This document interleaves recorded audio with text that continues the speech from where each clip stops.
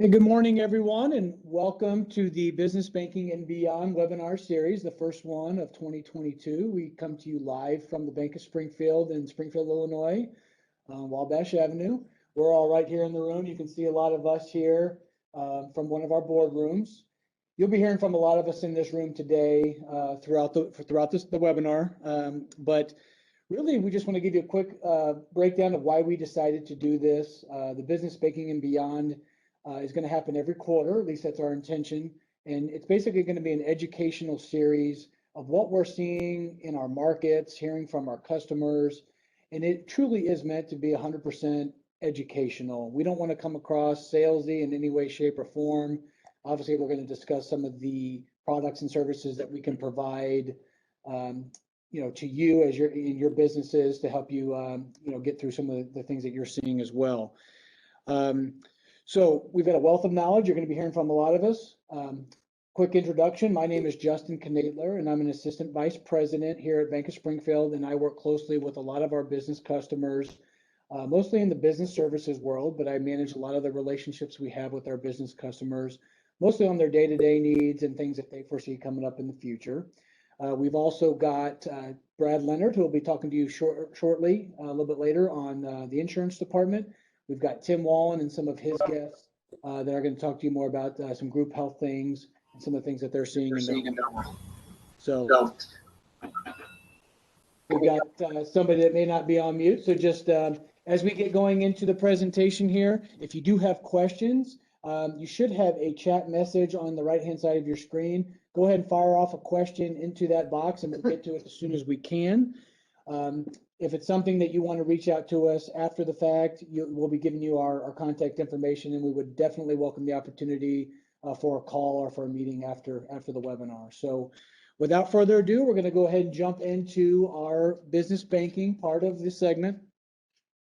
And we'll go on to the next slide here. Business banking highlights that I want to get across to you in my segment here. You know, the buzzwords, things that I would hope that you would take away from today. Efficient cash management. There's one thing that the pandemic led us to see and opened our eyes to is how can we be efficient with people all over the place, working remotely from homes and other offices. How can we be efficient? So we're going to cover that a little bit today. Secure and customize online access. How can we make sure that with people all over the place and access to accounts is secure, and who can have access to what? So we're going to dive into that. And then I will wrap it up with some recommended banking practices, especially the best ways to help prevent fraud, which is just rampant right now. Moving on. So one of the best tools that we have for our business customers is our online cash management platform, and we call it EBusiness. It's the best way to retrieve online account data, balance information, retrieve transactions. Pretty much anything that any bank can do, we can do it through our EBusiness platform. It is our very robust cash management platform. We have other options available to our consumers, but if you're a business and you want to make sure that you're accessing your account securely, efficiently, and customizing it, EBusiness is definitely the platform that we use. The three big products that we use, that we've seen, and especially during the pandemic, the most popular. The EBusiness platform will allow you to access remote deposit capture. And you've probably seen a lot of advertising for mobile deposit capture with your phones and other products that may be out there. We actually have access to both. We do have mobile capture for especially a lot of our retail customers. But the remote deposit capture is an actual machine that we would give you to take a look at and put in your office to capture those images of those checks. We're also going to dive into ACH Wire Transfers, direct deposit for your customers, and then the deposit of pay product. So just to dive into each one of these a little bit more individually as we go through the slides here. The remote deposit capture is a machine that our tellers use in all of our branches. Having access to this product is actually going to allow you to scan these checks in multiple times a day if that's what you wish, up to 25 or 30 checks at a time. You can load that machine up with. But it's actually going to allow you to retrieve the image a lot easier than any of the other products that are out there. Even right now, if you take an image of your check through the mobile options, you're not going to be able to retrieve the actual image once it's reconciled and been in your bank account. the machine's going to actually allow you to retrieve those images a much longer period of time, should you ever have any questions and need to retrieve back to them. It improves efficiency. Having the ability from the comfort of your offices or your homes to put these checks into your account it's gonna take away staff time to have to go run to the bank and drop deposits off. So it truly is an efficient product to allow you to just sit in your office, scan those checks in, and typically we see those deposits posting to your account within 30 minutes. There is a checks and balances feature along with this product. So in the event that a check is read incorrectly, the program and the software behind this product is going to allow you to go back through and make sure that you're depositing those checks correctly and the amounts are matching up. Like I said, multiple deposits at a time. Let's say you have a wave of checks come in the morning and you deposit those immediately, and then you could do another one in the afternoon if you have another mail run or something like that. It is compliant with all of your browsers. So, Internet Explorer, Chrome, whatever browser, Firefox, all those things, definitely able to integrate with all those softwares and PCs. So we'll move on to next slides. You've probably heard the term ACH. You've probably done wires and direct deposits.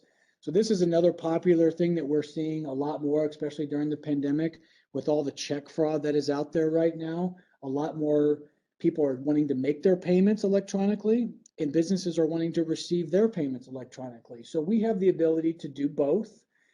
As you can see on the slide here, if you can generate templates within our platform for reoccurring payments to vendors. Same thing holds true for your employees. If you're paying your employees via direct deposit, you can create templates that can reoccur weekly, bi-monthly, or even monthly. And they can just be set up to automatically send the same amount each week, each month, or whatever the case may be. Wire transfers are a little bit different.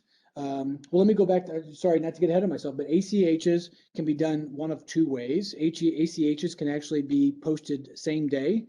As long as they're done early enough in the day, we can turn that feature on to where you're sending that money same day, so it'll post into the receiver's account that day. But typically, if that is not turned on, it's next day. If it happens on a Friday, it would then post on a Monday. So there is some time constraints with ACH sometimes. That does allow you for a little bit more checks and balances and approving and things like that. When it comes to wire transfers, wires are immediate. So in the event that you do initiate a lot of wires and you want to send wires, which we did see a lot during the pandemic, we need to have a wire agreement in place. We are going to have some things in place to verify and authenticate wires and make sure that we are sending the wire to the correct location. When you hear from Brad a little bit later today on cyber security and insurance, he's going to talk a lot about dual authentication and making sure that more than one person is approving wires, which we also have in place. So it's just a feature of that eBusiness platform that if you do need to send wires, for example, you, the business owner, would initiate the wire, but we're going to have things in place on our end to make sure that we're verifying that wire with the people that you have authorized to verify with. So that is ACH wires and direct deposit. Like I said, I welcome any questions that you have in the chat box if something comes up.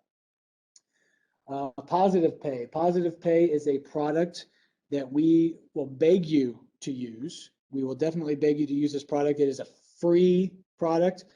Positive Pay, for lack of a better phrase, is a check fraud prevention service that we provide.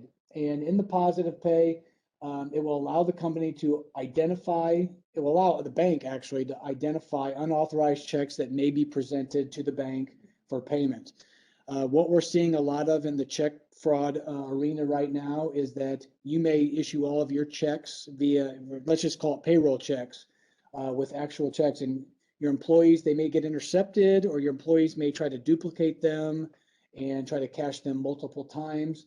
What the Positive Pay feature will do is anytime that you're initiating a batch of checks, you will somehow, and we will work with you on this, to upload a file into our eBusiness platform. And the Positive Pay feature will actually match the check number, the amount being sent, perhaps the payee. Anything that your file is generating will be uploaded into our platform so that when it's presented for payment, we will make sure that it matches. If for some reason it does not match, we will not pay that check. It will be sent back. But one thing that we will also do, in case there was a mistake made on your end when you uploaded that file, we will call the person that we have on file and say, hey, did you mean to present this check? Did you actually issue this check? So there will be some communication involved. You've got the ability to actually upload a whole file of checks, but let's just say you forgot to add one. There's actually a feature within the eBusiness for you to even add a one-off check. Let's say it's the end of the day and you're like, oh my gosh, I need to throw this check into the positive pay. You'll be able to do that. So it's like I said, you'll see there the last bullet point on this screen is it's a free service. We beg people to use this because right now the fraudsters are going after checks. We do see an ebb and flow of what the fraudsters are going after. Sometimes it's ACH fraud, a lot of the times it's check fraud, but it kind of goes in waves. And right now that check fraud is just absolutely huge. So when you're on the positive pay, there's a much better chance that we're going to catch a fraudulent check. So. Customized access and security. One of the greatest things about the eBusiness platform is we can customize all of the users that need access to the accounts 110 different ways. We can give somebody access just to view accounts and pull statements, or we can give somebody access to all the above, pull statements, transfer money, send wires, but it is 100% customized based on what you are authorizing your people to do. If you are sending money out of the accounts, it does have tokenized access, which means we're going to give you this little key fob that'll generate an 8-digit number. And then it also has a 4-digit PIN number that you pick yourself. So it would be very, very extremely hard. Never say never, never say it's impossible. But with that tokenized access, it would be very hard for somebody to access your account and send money when we're using tokens. Right now, we do use the hard tokens, the key fobs. But we will be going to, in the near future, to a soft token, which can be generated via a mobile device and an application that is on that device. So that's something that's coming down the pipeline. And so that is customized access and security. It's just a great way. One other quick point on that is, let's just say somebody goes in there and authorizes an ACH batch, such as payroll. The person authorizing it it would then get sent to somebody else that can go in and approve it. And if both people are accessing online with their tokens, it's so very secure. There's no other way to say it. Last thing that I'm probably going to wrap up with here is the best banking practices that we recommend to prevent the fraud and add extra layers of security. That first one there, use a designated computer for all of your banking practices. If you've got just a computer that you only use or an iPad that you only use to access your bank accounts, it's probably just a very good idea. Hackers are extremely aggressive. They've got all day to just to think about these things. But if you're just using that for banking only and you're not searching the web, it's going to be very highly unlikely that a hacker is going to be able to access it through searching websites and other things. Use that token feature, accessing that token. Sometimes it is kind of a hassle maybe to carry it around with you, but use that token to access your accounts because, nobody else has that token. That token is only registered for your accounts. Use the positive pay feature. If you're issuing a lot of checks, and I would say if you're issuing more than 50 or more checks, to us, it's an absolute must that you use. Monitor your accounts daily. Can't tell you how many times somebody will come to us 2 or 3 months later and say, hey, it's February and back in November, we had this hit our account. Well, why are you just now catching it? We've got thousands and thousands of accounts. We're not monitoring your accounts daily. We need you to do that.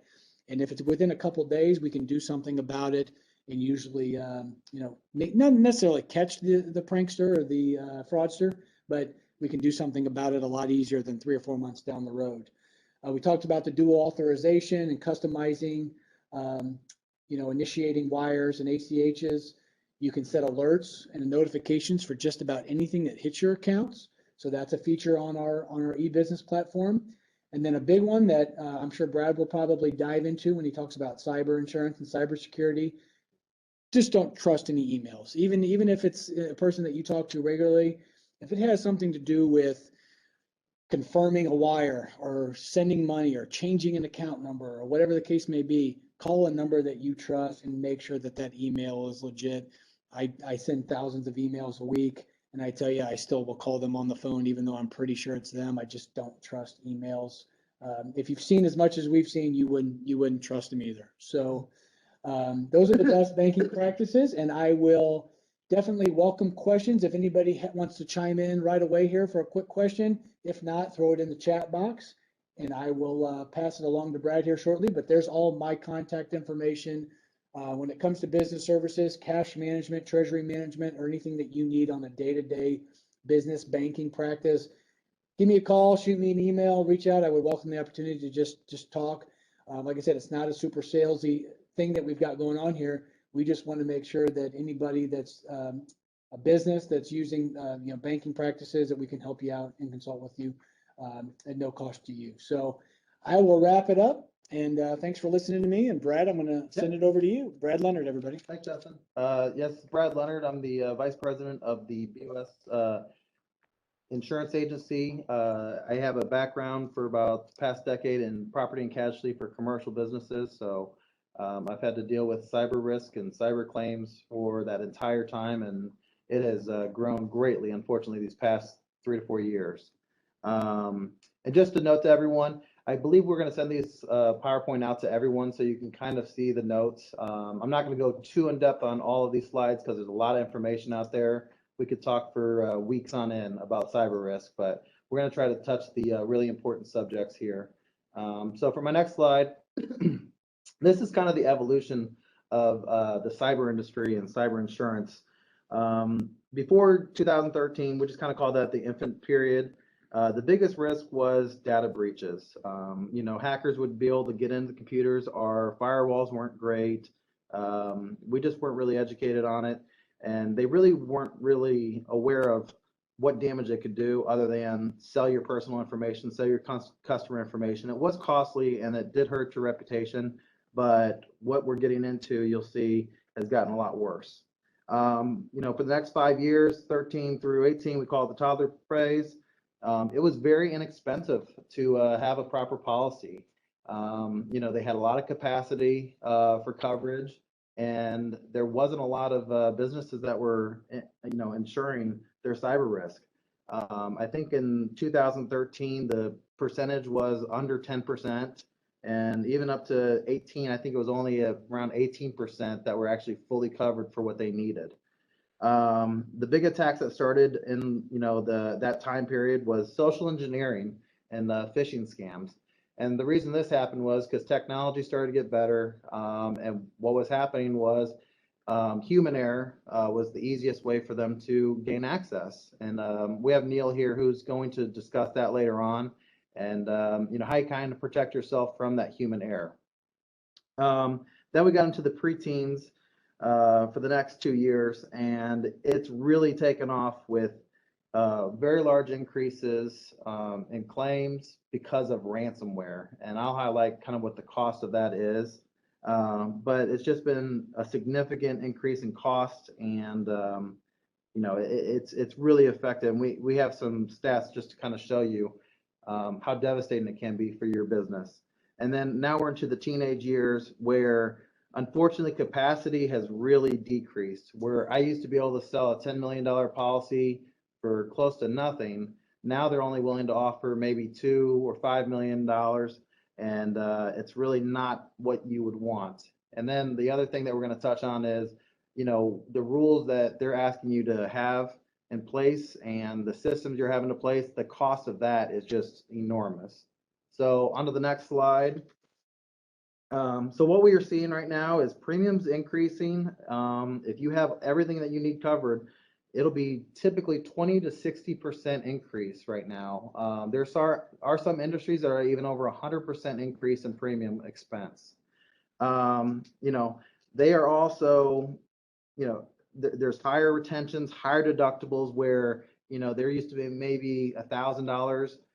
They're not having the conversation below 10,000 or 25,000 for claims. So you're going to have a lot more teeth in the game. And this is all driven by the ransomware claims. And something on the ransomware that I really want to touch on, your current policies, you may have, it may say ransomware, but what it's going to do is it'll have a caveat where it says, hey, you're only going to get paid in dollars, American dollars or some other currency. the cryptocurrency may be excluded on that. If you do not have cryptocurrency coverage, it's useless because they're not going to allow you to convert that money and then pass that on to someone. So that's kind of their caveat of if you haven't looked at your policy in a while, that may be their out on if they had it before. And then, as I said, reduced capacity. You may not be aware of it. Depending on your asset size, you may need a $5 or $10 million policy, but there may not be one out there for you. So, and then lastly, for underwriter requirements, they're requiring ransomware supplementals and a lot of scans. And I know Neil's going to talk about that in a little while here. And so, what we're seeing in the industry, the hardest hit probably is, public entities, government, education. And I hate to say it, I do believe that the city of Springfield, last I heard, they still do not have a full-blown cyber policy in place. And it honestly just comes down to they're the #1 target, and the cost to insure it is just so great. They kind of took the opinion that they can self-insure it. And it's kind of a scary thing knowing that a lot of these larger communities do not have cyber coverage for our public entities. Manufacturing, a lot of manufacturing, they don't feel like they have the need for it until you spell it out for them. You may only be manufacturing for, say, 5 or 10 individuals or companies, but your computers run probably all your equipment. So let's say you have a large piece of $1 million equipment that's producing something for you. And if for some reason you get held ransom for 2 weeks, 3 weeks, 4 weeks, how is that going to hurt your bottom line? And it is going to be devastating. I saw a stat where if you have a ransomware that lasts for more than 3 weeks, the likelihood of you recovering from it is going to be less than 60%. So it can be, the tornadoes are scary, the storms and flood are scary, fires are scary, but this is your most likely claim that you're going to see in the next 10 to 20 years. So this is not a necessity, and you have got to have this in place. And contractors, a lot of construction people don't think they have a need for this, but most contractors I know, they live on their phones. And that's where they're going to get you is, social media. You click on the wrong link, they get access to your emails, your bank information that way. That's where you're going to get in trouble. Also, if you use public Wi-Fi's, and it looks like it's legitimate, and it may say you're at your kid's school and it says that, but there's 3 of them, and you click the wrong one, you may be giving your information access to someone else's Wi-Fi, and they're stealing your information. So it's just so important to be aware of that. And then lastly, the ones that always have been hot button topics for cyber criminals is your not-for-profits and your healthcare, and that's just simply because they have all the data. They have a lot of individual information, and it's still valuable to them, and those organizations are willing to pay for those ransoms.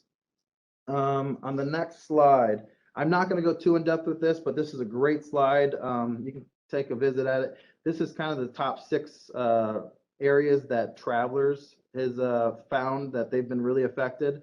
And it kind of just gives you some data points of what the costs are. I've kind of touched on these already, but I just want to throw it in there so you can kind of see that. On the next slide, and this is really probably just the most telling. You can see from just 2015 where your typical ransomware would cost you around $150,000 to just in 2019, it's up to $450,000. I believe this year it's averaging around $600,000 to $750,000 per claim for ransomware. So honestly, these criminals don't care if they're going to end your business. They're just hoping that you have the proper coverage in place, or else they're going to hold you ransom. Next slide. So how can you prepare better? The best thing I can say is, prepare early and prepare often. Have that conversation with your agents. Let's have that conversation 90 days to 120 days before your renewal, because there's going to be a lot of hoops you're going to have to jump through. Expect a lot of information to be gathered. There's going to be a lot of things where you may not know what they're asking, but be willing to change your processes and your security to meet the need. expect a large premium increase. It is going to hurt, unfortunately. As you saw, 20 to 60% increases are what we're seeing right now. Expect to have scanning technology put on. I know Neil will maybe touch on this a little bit. And this is a requirement in order for some organizations to even have coverage. Be willing to, have your agent and your markets, work with you. You got to talk about deductibles. You got to understand there's going to be some teeth in the game on your part. And, it's got to be the right fit for you. And honestly, we would love, not to be too salesy, but we'd love to help you out. As you can see, we have, 6 great markets that we really feel high opinions on. And, this was the number one priority when we started the agency with the senior management, that we had the proper markets for cyber, because they see this every single day, that we're constantly under attack. Everyone's under attack, and we wanted to protect our clients. And we've had a lot of success with this so far, and these businesses are still willing to have that fight with you and protect you. Now on to Neil, so he can kind of talk about some of the areas on how you can prepare yourself to be safer, secure, and he can kind of talk about what we do here at the bank. Sure. Hi, guys. I'm Neil Gebhardt here. I'm the CTO at the Bank of Springfield. So we're going to run through some things here real quick on what can become, or what kind of are good best practices here, and what we see a lot in the cyber insurance part. Brad talked about requirements from these insurance carriers, and a lot of these things are relatively common. The first one that is on the slide there is having a plan for managing information risk. Here's where I think you can sort of do things, I wouldn't want to say all for free, but this is your processes, your procedures. You ask yourself a couple things. Do you have a disaster recovery or incident response plan? If you don't, this is a great time to develop one. Some insurance companies may require you to have one, and it's good practice, right? That way you can have a plan, exercise the plan, have your company do some exercises once a year or twice a year. That way you kind of get comfortable with kind of the decisions you're going to have to make, the processes you might have to do, the people you might have to get involved, because it's way easier to do that kind of stuff right now versus when you're under duress, if you do have a problem. We also highly recommend, and this comes from both just our best practices, industry best practices, we highly recommend you work with a security company on the regular. There are security companies that will come in, they'll do some scans, they'll do a vulnerability assessment or what's called a pen test, and try to break into your network and see kind of where the holes are there in your security. This is great because they can come in, do that work for you. They'll give you recommendations on things that you can change in your company to make you a harder target. And the best part about that is, especially when we're talking about the lens of insurance, a lot of times the insurance companies, and you'll have to look at this in your rider there, they'll designate forensic companies that if you have an incident, they will require you to use, let's say it's one of these 4 companies, right? If you don't know them, and here you are in the throes of this incident, now you're meeting brand new people, you've got these companies you've never heard of, never seen before, that just piles on the stress. If you have a company that you've dealt with before, you can work with your insurance, or you could, we have with ours, but you could potentially work with your insurance carrier and say, you know what, I know these 4 companies are your designated forensic people. Can we write in that you'll accept the experience of whatever company you want to work with? That way you're covered on the insurance side, and you're working with these people. So that way, if you do have an incident, insurance is lined up, and you're working with people that you've done before. So that way we're not meeting new people and making it a discovery. Like I said, when you're under duress, because this is going to be a really stressful time for you if this ends up happening. And Neil, and I just want to interject one thing. What he's saying there is, have that conversation with that group before the claim happens, because that's going to make that much less stressful for you. And you should be doing that with your property and casualty side too. If you have a property that you make sure you have the contractor that you'd want to use, or if you have an off-site that you would need to use, have that plan in place, because that's going to prepare you for that future claim. So it's less stressful for you, and you can get back to business. Sorry, no. No, you're fine, and that, absolutely, that's a great clarification there. All of this is recommendations pre-incident, right? Post-incident, it's anybody's game there as far as kind of what happens and all that kind of stuff. So that way, all of this is on the pre-planning side there. One of the other things up there on the slide is the multi-factor authentication. That was actually the second bulletin point there. This is another thing that we highly recommend you implement where you can. So MFA, you see there on the slide, or commonly called two-factor authentication, is one of the best things that you can do to protect your information. And we especially recommend that for applications that are available to the internet. Things like your Office 365, your Gmail, Dropbox, those kinds of things. If you can put two-factor on there, you really should. So as the slide mentions there, it's multi-factor is trying to have authentication from different categories, either knowledge, possession, or inheritance.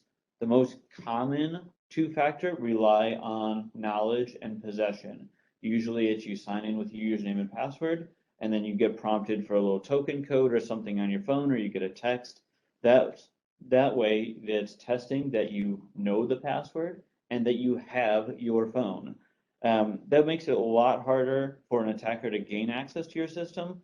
You know, that way, even if your password's compromised or it's guessed, or, you know, and let's say you used the same password across multiple services and one of them got broken, it's much harder for an attacker to get into that system, because then they either have to trick you or steal that second device. You know, if it is a two-factor app or a code app on your phone, then they have to either trick you into giving them that code within the 30 seconds or a minute that they're trying to log in, or they have to steal that device from you. And both of those are much harder, you know, especially for remote people working in other countries or that kind of jazz.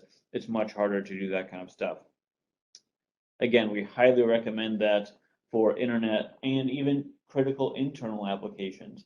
If your payroll system offers that and it's only hosted internally, go ahead and do it. That way you're sure that even if your password gets broken for those things, attackers would have a hard time getting in there. And just now, vast majority of policies now require this. They may not let you know that, but if this is not present, the claim potentially would not be paid if this is not present.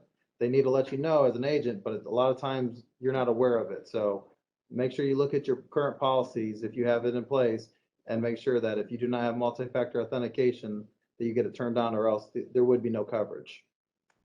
Excellent, right, and that's kind of it. We're coming at this in two different ways there. One, we're just talking here, right? We're talking about good things to do, but all of this goes back to, if you've got insurance or you've got that kind of thing, you always want to double check your rider and look for those kind of things to make sure you're complying, because nothing hurts worse than thinking you're going into an incident, covered and we can recover, and then have something like that fall through.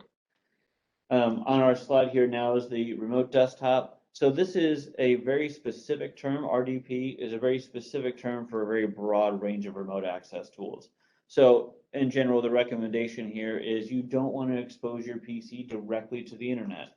That sometimes happens in small businesses. You say that, the company is 3 employees and they want to be able to get back to their machines for whatever reason, and somebody's acquaintance, somebody's son or daughter or whatever, they're in school and they're like, hey, you know what, we can do this. We can get you remote access by opening it to the internet, and you can do it. That's where, just because you can doesn't mean you should. And so, if you're going to do remote access, definitely invest in some real life VPNs, or like Citrix, or something that you can really use to secure that connection. And again, absolutely do the two-factor authentication when you can for that. On our next slide here, the new bullet there is EDR. So this EDR stands for Endpoint Detection and Response, and it's more or less the next generation of antivirus, anti-malware. Legacy products focused a lot on definitions and updates to catch the malware or the viruses. The problem with that is that's kind of a slow and tedious process, and somebody has to go first, right? Somebody has to be infected first in order for them to get those definitions. So more modern EDR uses AI, machine learning, that kind of stuff to analyze what's going on your PC and try to cut that off before you get into too much trouble there. Here's the a slide that more fleshes that out.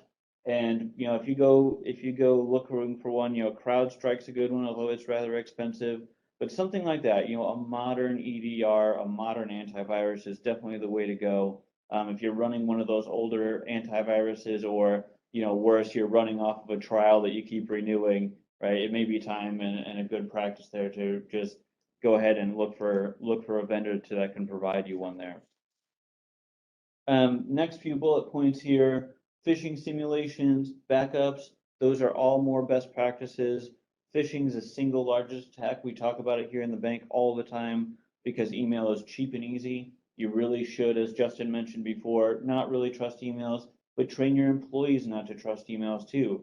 Because if they get their email broken into and now it's an internal problem, that's way harder to recognize and to be suspicious of internal emails than it is external to internal. So always be suspicious, always validate. We talked about two-factor authentication. This is another thing. Validate with another channel. If you get a weird request through email, call the person, or find some other way to contact that person than through email. Again, it's all about that kind of verification of weird things. And then down there at the bottom, the backup strategy there, 3, 2, 1. Usually you want 3 copies of your backups, 2 local in case one gets corrupted, and 1 off-site. That way, if you do fall victim to ransomware, they don't have access to those backups. Or if you have a physical problem, your building burns down or whatever, you have those backups off-site, so you're not lost there. All right. Thank you, Neil. I really appreciate that. If you have any questions, you send an email to either one of us. I'm sure Neil will be happy to answer all those technical problems that I will not have a clue what he's talking about. And then we've got Tim Wallin here, who has some guests that he's going to introduce.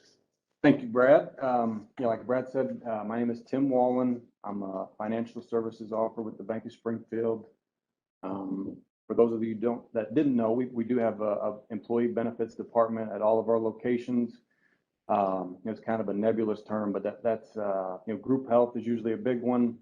That can be level funded, fully insured, self-funded. Employer paid dental, life, vision, voluntary benefits, Section 125 plans, critical illness, everything. So that's just kind of a quick rant. We also offer association affinity programs for associations and their members. So, wide breadth of services. We've also got Matt McClay from Get Hired, and then also Chris Skeeters from Aflac. So they'll be speaking as well. I'm just kind of doing a little introduction and a quick little story. So the idea we're going to be discussing today is something called the Work Opportunity Tax Credit. You may have heard it referred to by its acronym of WOTC, WOTC.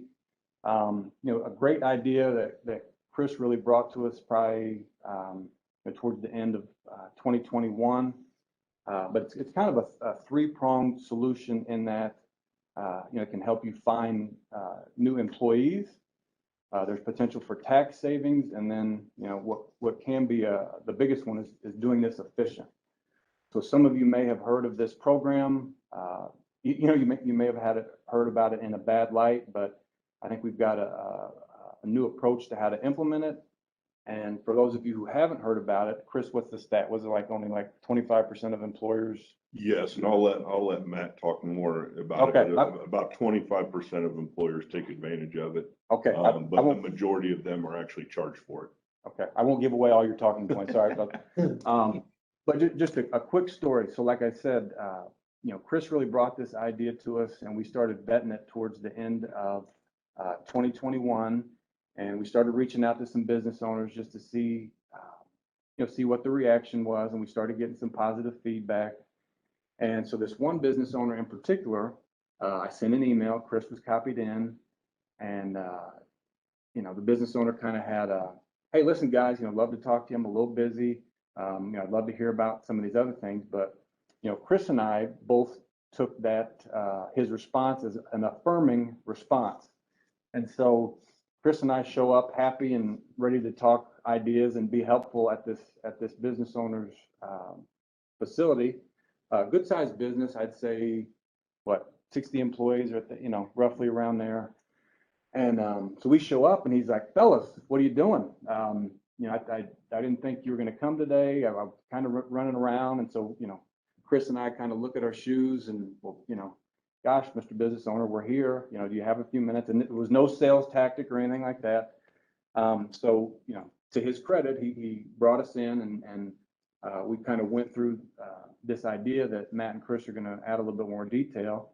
And, he slowly started nodding his head and he saw it. And so he gets some administrative people in and we run through the concept a little bit more. And fast forward to now, and he's up to about 33 grand in tax savings. And so, just love that story for so many reasons. Most of all, it was a huge win for the business owner. And there was also a reluctant trust of us from him. So it was the type of situation for, business owners and administrators, you're busy and you've got all kinds of things you're dealing with. Who needs, one more person pitching ideas, but he took the idea, he gave us the time, and, that trust in us was rewarded. So love that story. And with that, I wanted to pass it on to Matt McClay from Get Hired, who can kind of introduce the concept. So Matt, you want to go ahead and do the screen share? Yeah, I need you guys to stop sharing so I can share. Sorry. There we go. Beautiful. Thank you. All right. Well, thanks everybody. I appreciate everybody taking some time to learn about this, and I love the idea of what the bank is doing here, and I like being included in some of those the great pieces that they're doing. And again, as expected, Tim, he did steal some of my thunder, but I love following it. The work opportunity tax credit is, a really exciting thing. And again, Tim mentioned, it hasn't always been looked at in the best light because it can be a very cumbersome process. And because of that, maybe it's not always successful. But what we have done is Get Hired has formed a partnership with Aflac, and of course Aflac has a partnership with the bank that allows you as a business owner to take advantage of the work opportunity tax credit and use Get Hired software, and Aflac can be the funding mechanism. So you can really get the best of both worlds, get the service and not have any cost to it. And to Tim's point, there's really three pieces of our service. We can help you recruit, we can help you post jobs, and we have an onboarding system. But today's focus is really, with a limited time, we want to focus on what is the work opportunity tax credit. And if you're interested in learning more, just let Tim know. And he'll schedule, we'll be able to do a demo and be able to help you understand exactly what it is. As mentioned, the work opportunity tax credit program has existed for close to 25 years, but less than 25% of American businesses take advantage of it. And the main reason is that 50%. So using those statistics, probably half of you guys that are on this call are learning about this the first time, or maybe as I'm explaining it, you may think, oh, that's not what I understood it to be. And that's unfortunately you're in good company. So that's really why I was so excited to be invited to participate in this great event, because the more we can educate people on what it can do, the better. The beautiful thing about this program is that you can do it yourself. So again, this is a perfect medium, not really a sales event. But if you have interest, as a favor to the bank, I'm happy to help you explain what you can do and how you can do it. But if you want to take advantage of these credits and have our system and at no cost, again, we can do that all through our partnerships as well. The tax credit was created, as I mentioned, 25 years ago, with really three intentions: to encourage employers like yourself to create jobs, and to give these folks that you see here on the screen a leg up in the hiring process, and of course for those applicants, to give them a little bit of an advantage, and and really the government had some desire to help get these folks into work so that there would be less cost on whatever subsidy these individuals are doing. Whether or not that part is working can be argued, but the fact that this is helping Americans find work and really giving employers a huge tax credit can't be argued. In 2020, the last year we had official numbers, there was over $3 billion worth of tax credits given to business owners. And again, remember, we're talking about only 25% of American business owners taking advantage of this, but $3 billion worth of tax credits. And they expect that to have grown in 2021 and to really be at its height in 2022 as we, again, slowly get back to whatever our new normal is. But to put it in perspective, in 2019, before the pandemic, the Department of Labor and the IRS estimated that 10 to 15% of all hourly workers fell into one of these categories. And I'll go over those details here in a second. But today, depending on geography and the demographic of the employees you're looking to hire, conservatively, they estimate 30%, so double what it was in 2019. And in some industries and some geographies, almost as many as 45% of all hourly workers are falling into one of these categories. So again, 1 in 3 employees hired are most likely going to be a tax credit. And again, those tax credits you can see here on my screen can range from a maximum of $2,400 all the way up to $9,600. To go through the categories, the individuals that are really eligible, you've got your unemployed veterans. And again, as a veteran myself, I love the fact that this category has the ability to be the maximum credit of $9,600. At their lowest common denominator, the Department of Labor and the IRS consider an unemployed veteran a veteran that was discharged from the military, really with any discharge other than a dishonorable discharge, that has been out of work for 4 weeks in the past year, not even consecutive, combined 4 weeks. So again, we're not talking about, we're not limiting it to a veteran that just got out of the military in the past year. These are individuals that have, gotten out of the military anytime, and in this past year, they've been out of work for 4 weeks or longer. So again, a huge amount of folks there. Now, he or she would be a $2,400 credit. But the veteran category is the only category that allows you as the business owner to stack or kind of double dip with these credits. And what I mean by that is that if that veteran, that unemployed veteran that you're hiring, he or she is in any of these other categories that I'm going to go over here in a second, each one of those can layer up to that $9,600. There's also, unfortunately for that veteran, another category if he or she has suffered any type of service-related disability, depending on the rating of that disability. That also, even if they're not in any of these other categories other than the unemployment piece, can cause that to go up. So as you can tell, just right there in that explanation, there's a lot of bells and whistles that come with it, boxes to be checked, and our software will do all of that for you when the employee is onboarded, and I'll explain that here in a second. The other categories, qualified long-term unemployed has obviously been a big one because of the amount of Americans that we had unemployed for a significant amount of time due to the pandemic. For any employee that's been out of work for 27 weeks or longer, the first employer that hires them back is going to be eligible for that $2,400 credit. Historically, our largest category is the food stamp category. Partly because we've got a lot of Americans on food stamps. We've only seen that unfortunately increase due to the pandemic, but also it is the only category that looks outside of the employee, his or herself. And they look at the household. So if grandma, grandpa, aunt or uncle, or most commonly teenage daughter is a young mother, but she still lives at home, but because of her baby, she's on food stamps. Mom and dad, brothers and sisters are all going to be potential tax credits if and when you hire them. So a really large credit category there. TANF is the acronym for welfare, the assistance for needy families. Short term are recipients that have gotten that benefit for less than 18 months. Long term, you can see, is another big ticket item, moves up to $9,000 maximum credit. Those are individuals that have been on welfare for over 18 months.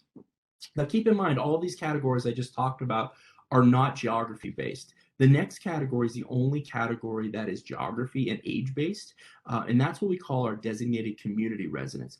And for the audience here, that could be really exciting because as you look at these red counties, really not quite surrounding Springfield, but very much especially on the northwest and the southwest portion, anybody that you hire that lives in one of these counties, your offices and where they work doesn't have to be in one of these counties. So again, the surrounding areas are going to be able to take advantage of this as well. But anybody that lives in one of these counties and is under the age of 40 is going to be a tax credit for you, regardless of any financial, economic, or physical hardships. It is just all about age and geography. I mean, I've seen it used for lawyers, doctors that change jobs, that are young under the age of 40 and change jobs, and even though they're in no way, shape, or form in any type of disadvantage, because of that geography, they are a tax credit for the employer that hires them. It's all about an equation that is trying to prevent young people from leaving these counties, so trying to help them find jobs. So it can really be advantageous for you if you're in or around any of those counties. I lump these next two categories together, our vocational rehab and SSI recipients, because the candidates are very similar. These are individuals that have left the workplace or never entered the workplace due to some sort of physical or mental handicap or disability, and through vocational training or grace of God, they get better and you're able to hire them. Really feel good categories, but our smallest even combined. And then our last category is usually our most polarizing. Of course, we've got some industries, because of the standard of care and work that they have to do, they can't hire someone that has a blemish on their background like an ex-felon, but there are industries that can. And in this day and age where the labor force has been so limited, they've been able to take advantage of hiring folks that have gotten out of jail in the past year or were charged with a felony in the past year and getting a tax credit, and hopefully finding a loyal and grateful employee that can help fill the gap there. So those are the categories that qualify.